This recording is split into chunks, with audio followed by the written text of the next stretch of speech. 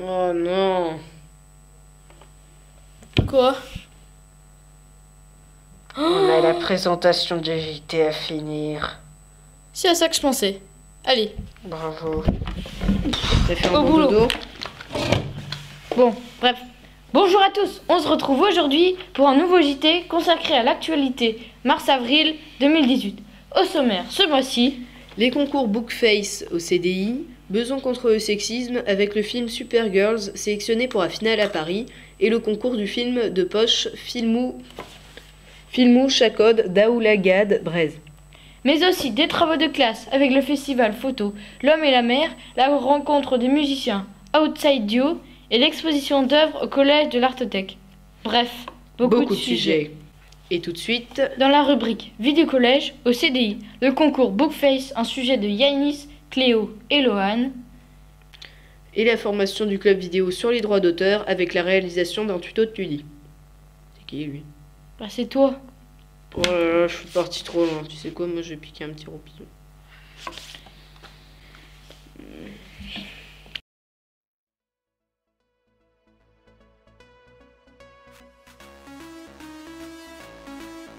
Le 8 janvier, les délégués du CDI ont proposé aux collégiens un concours de Bookface, ouvert à tous pour faire sortir les livres des rayonnages. Le principe consiste à prendre une photo de soi avec un livre. Une vingtaine d'élèves y ont participé.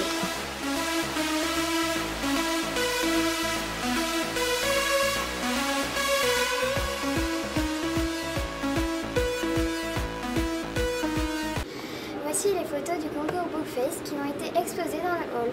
Voici toutes les photos.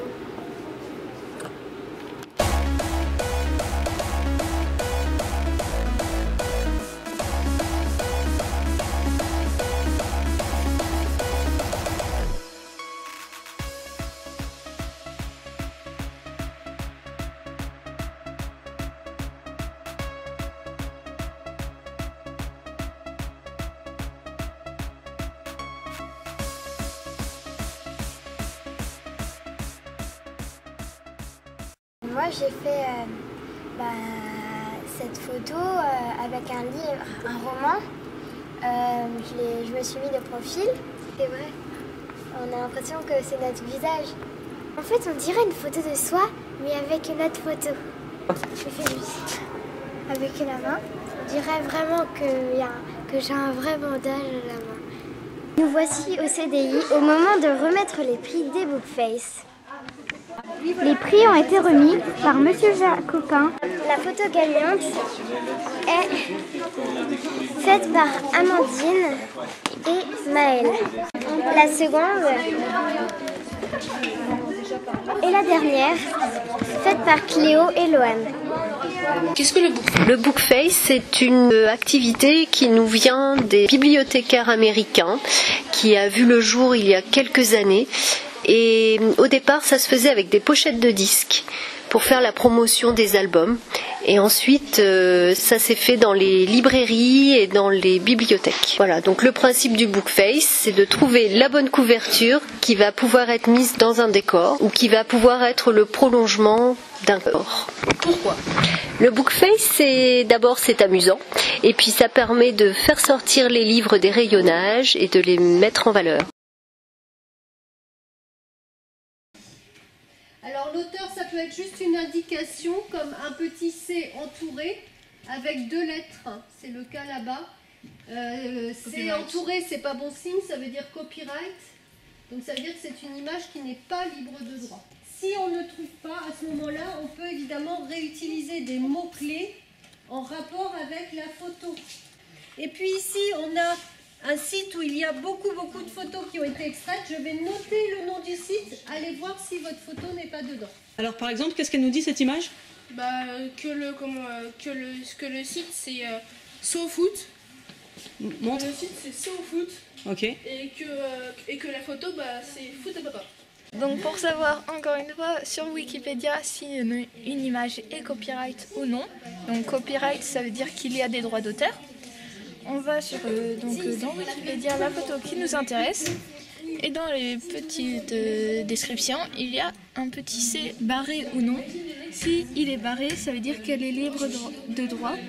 Donc là, on a l'image, donc on a les dimensions, le titre, la source et un petit résumé. Donc toutes les œuvres intellectuelles sont protégées et donc elles tombent dans le domaine public 70 ans après la mort de l'auteur. Pour information, les photos de Wikipédia sont libres de droit. Bonjour à tous, je vais vous apprendre comment est-ce qu'on fait pour télécharger une image ou une vidéo sans droit d'auteur. Bon bah alors pour les vidéos ce sera exactement le même procédé. Alors vous marquez ce que vous voulez sur internet, par exemple bactéries. Ensuite vous allez dans paramètres recherche avancée. Vous allez tout en bas, vous faites libre de droit d'usage, de distribution ou de modification. Vous faites recherche avancée. Vous pouvez changer d'autres paramètres si vous voulez ici. Ensuite vous allez dans images, vous sélectionnez l'image que vous voulez. Vous ne pouvez pas accéder à l'image en faisant ouvrir le lien dans un nouvel onglet parce que ça va vous faire accéder au site. Du coup vous faites télécharger l'image, vous ne changez pas le nom, je vous expliquerai pourquoi en fin de vidéo.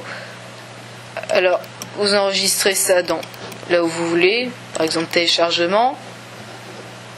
Après vous allez dans téléchargement, vous avez votre image et si vous voulez retrouver le site qui a distribué l'image, vous copiez le nom de l'image,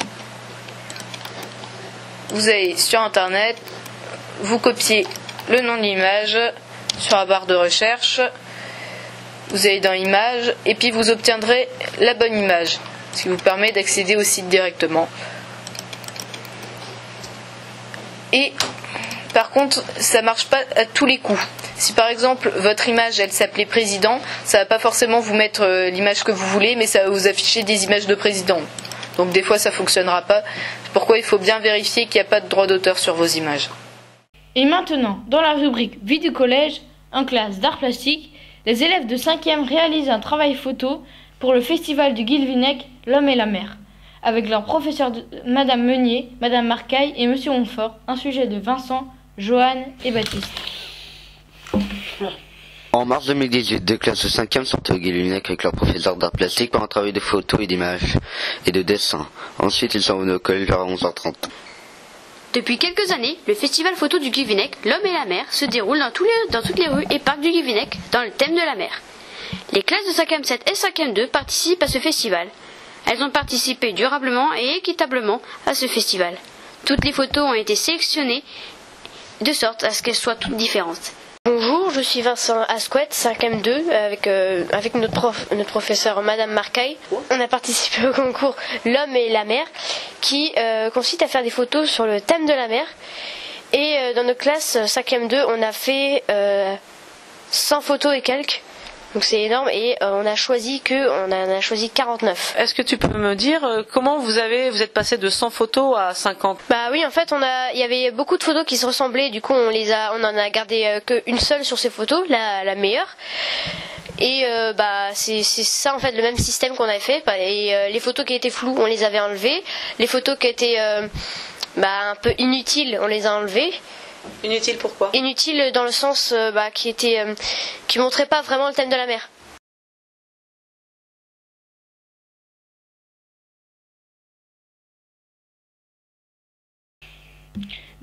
Différentes classes du collège sont allées voir l'exposition des affiches qui sont exposées à l'accueil de l'Artothèque de Brest, que l'Artothèque de Brest nous a prêté. L'Artothèque, c'est c'est comme une bibliothèque, mais pour tableaux. Avec Madame Meunier, on a été voir les tableaux que Brest nous prête au collège, et après on a regardé ce qui nous plaisait. Donc une artothèque, il faut s'imaginer que c'est comme une bibliothèque. C'est un espace où il y a plein d'œuvres qui ont été achetées. Et ces œuvres, vous pouvez, soit votre famille ou vous tout seul, etc., prendre un abonnement, emprunter, choisir les œuvres que vous voulez et les mettre dans votre salon, chez vous, pour une durée déterminée. En général, c'est 3 mois. D'accord? Donc là, le lycée et le collège Laennec, ils ont un partenariat, ils ont pris un abonnement. Et là, ce que vous avez autour de vous, c'est 10 œuvres qui ont été choisies pour être exposées. C'est une œuvre sans titre faite en 2015 de Virginie Barré. C'est une régente rouge de François Dilacé. C'est une régente ocre faite par François Dilacé. Cette œuvre s'appelle Cercle, croix et collage fait par Anthony Tapiès. J'ai choisi ce tableau parce que on a l'impression que la personne qui l'a fait l'a dessiné point par point. Et du coup, ça donne un petit côté original. Et que pensez-vous des fleurs qu'il y a dessus? Des fois, ça peut être, pour certaines personnes, ça peut être joli. Fleurs superposées au dessin, ça fait aussi un côté original. J'aime particulièrement ce tableau parce qu'on dirait que c'est des musiciens qui font de la musique. Et là, par exemple, on dirait par exemple un tambour. Et puis, il y a plein d'instruments. J'aime particulièrement ce tableau parce qu'on dirait que c'est plein de rivières qui se coupent. Et là, c'est la végétation. Ici, ça serait des chemins de boue. C'est le 39e sur 100. Et là, on dirait du sable. J'aime particulièrement ce tableau car je crois qu'il est fait de plusieurs petits tableaux. Et il y a un peu de touches de couleurs comme le jaune ici et là, dans les coins. Et je trouve qu'il est un petit peu plus moderne que les autres. Là, c'est en noir et blanc et tout ça. Et puis, on dirait que maintenant, on a rajouté des choses, mais en couleur. Donc, ce tableau s'appelle Ludig. C'est une lithographie. Ils l'ont fait en 50 exemplaires et ce tableau est la 47e. J'aime particulièrement ce tableau parce qu'on a l'impression, non c'est pas qu'on a l'impression, mais c'est fait avec du papier à peu près chiffonné. Moi je pense que c'est du papier plutôt froissé ou alors du papier mâché. Et ici, juste là, on voit en fait que de l'autre côté il est blanc et je pense qu'ils l'ont peint. En classe de musique, les élèves de 5e 4 sont allés à la répétition du groupe Outside Duo à la salle de Pont-l'Abbé, le Triskel, avec leur professeur Madame Andro, un sujet de Clémence.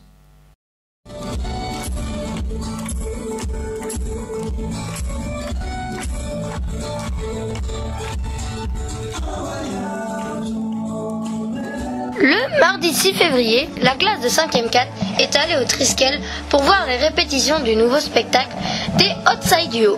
Le duo se compose de deux musiciens qui s'appellent Antoine Solmiac et Julien Grignon. Les musiciens jouent de la guitare et du violon et ils chantent.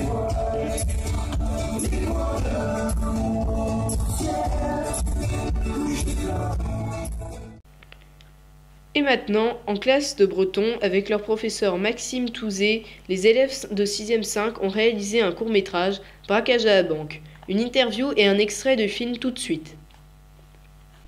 Bien, alors apparemment vous avez tourné un petit film au collège Laennec. Est-ce que vous pouvez nous raconter un petit peu de quoi ça parle? Ça parle d'un stagiaire qui travaille à la banque et qui est plutôt timide. Soudain, y a des bandits qui arrivent et un super-héros agent secret, il arrive et...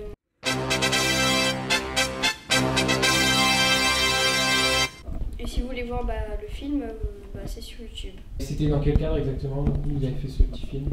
C'est un concours régional de poche. On filmait avec un portable ou un appareil photo et le thème c'était un héros inattendu. Et alors comment vous avez fait pour trouver l'histoire, pour faire le tournage, quel moyen vous avez fait ça? Pour le scénario, on a été aidé par Youn et notre professeur M. Touzé. Puis il y avait beaucoup d'idées et on a réussi à tout mélanger pour donner le résultat. On a filmé pendant nos cours de breton et d'histoire géo, dans le collège et un peu dans la cour aussi. Et chacun de nous a amené du matériel, des petits accessoires pour chaque personnage. D'accord. Et alors d'être devant la caméra, ça fait quoi? C'est un peu stressant. Oui, c'est amusant. Ça dépend. C'est génial. D'accord. Merci. Au revoir.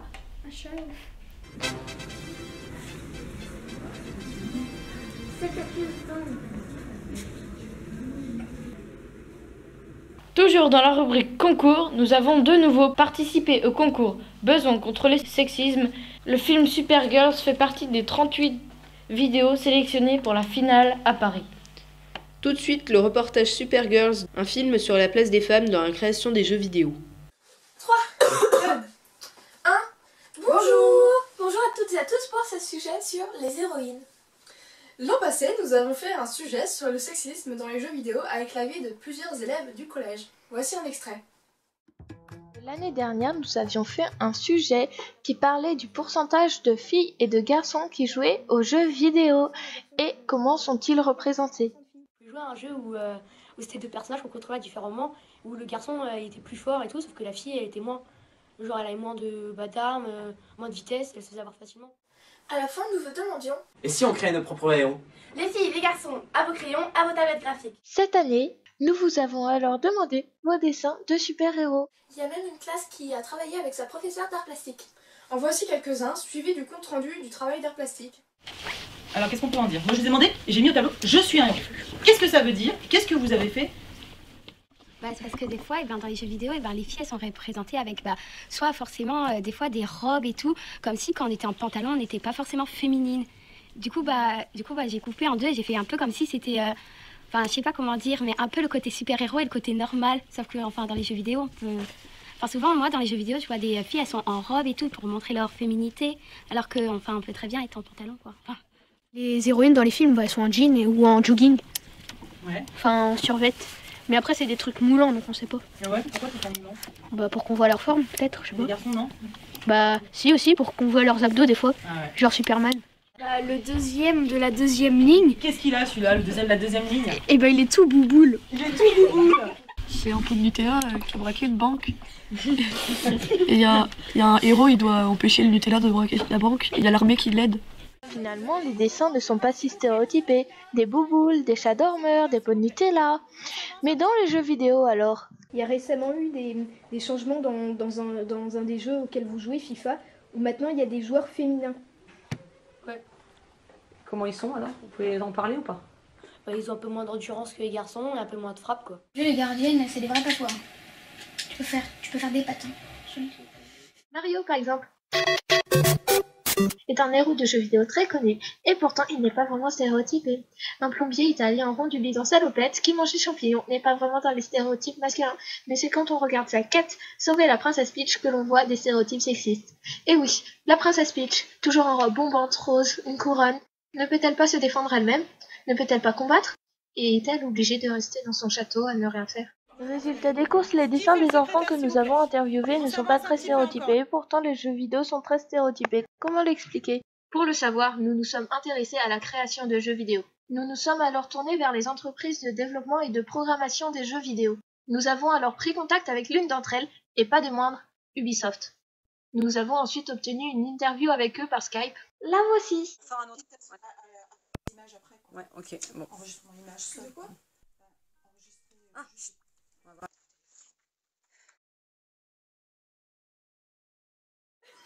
Vas-y Luna. Donc bonjour, merci de nous accorder cette interview.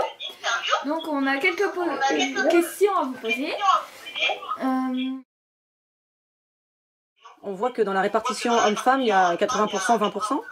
On voit qu'il y a un petit peu plus de femmes dans les domaines administratifs de direction, dans la création des jeux. Est-ce que vous pouvez préciser la place des femmes? Alors, effectivement, chez Ubisoft, 21% de femmes, plutôt 17% dans les métiers de production. Ce qui veut dire qu'effectivement, pour tous ceux qui font du marketing ou qui vendent les jeux, on va plutôt avoir 40% de féminisation. Quelles sont les femmes qui ont les compétences dont on a besoin, en particulier en programmation, mais aussi en game and level design? Quel pourcentage représentent-elles dans les écoles où l'on recrute? Or, aujourd'hui, dans ces mêmes écoles, il y a plutôt, dans les gros pays où on est, plutôt 20-25% de femmes. On voit que la féminisation, vous prenez un point tous les 2 ans. Le fait d'avoir pris un point en 2 ans, nous, on est plutôt contents, en fait. C'est pas suffisant, mais c'est déjà un premier point. La féminisation des équipes, on est 13 000 personnes quand même, elle va se faire petit à petit dans les années à venir. Quel jeu a-t-elle fait? Le jeu le plus connu est sûrement Assassin's Creed, un jeu d'action et d'aventure édité en novembre 2007 sur console. La plupart de ces jeux sont mixtes, comme Rayman, Les Lapins Crétins, Just Dance, etc. Quand j'ai commencé à travailler pour Ubi, un des personnages qui venait, qui était créé par les équipes de développement d'Ubi, c'était Jade, l'héroïne d'un jeu qui s'appelait Beyond Good and Evil. Donc pas du tout les stéréotypes entre guillemets qu'on attend d'un jeu vidéo de cette époque-là. Ça c'était un petit peu précurseur à l'époque et ça venait vraiment de la volonté du créateur Michel Ancel et de son équipe de mettre en scène des personnages qui n'étaient pas tous des gros musclés bardés d'armes et qui avaient l'air de soldats américains. L'idée là c'est vraiment de déployer des programmes, y compris dans les écoles pour les plus jeunes. Donc au collège c'est un point mais aussi primaire pour dire regardez, vous pouvez en tant que femme être programmeuse. C'est un métier qui existe, c'est un métier qui n'est pas réservé aux hommes. C'est une intelligence qui est aussi bien féminine que masculine. D'ailleurs, regardez, on peut avoir des gens en interne qui ont très bien réussi dans ces métiers-là et qui se plaisent dans le milieu du jeu vidéo. Les entreprises de création de jeux vidéo progressent peu à peu vers la mixité des jeux et une plus grande embauche féminine. Mais le progrès n'est pas assez rapide. Et ce n'est pas entièrement la faute des jeux vidéo. De nombreuses filles se résignent à abandonner dans certains domaines car la majorité est masculine. Et si dans quelques années, nous pourrions choisir nos héros, et pas seulement en fonction de leur sexe? Filles, garçons, gamers, gameuses, exprimez-vous, car peut-être qu'un jour, les héros des jeux vidéo ne seront pas que des gros tas de muscles ou des princesses bimbo. Les filles, les héroïnes existent, et aucune n'est inférieure aux hommes. You are a super-héros.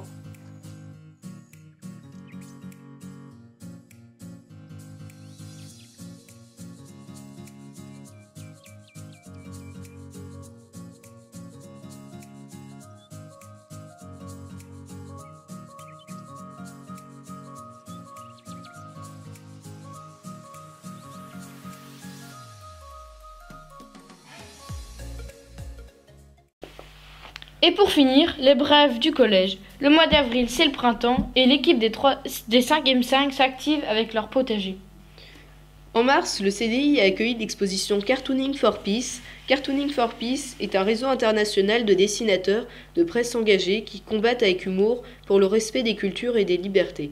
De nombreuses classes sont allées visiter cette exposition. Enfin, le tournage de notre film Enquête au self-documentaire avec l'aide de Mathurin Péchet, réalisateur de Douarnenez. Merci de nous avoir suivis. Veuillez spammer les pouces rouges. Au prochain JT. Ciao.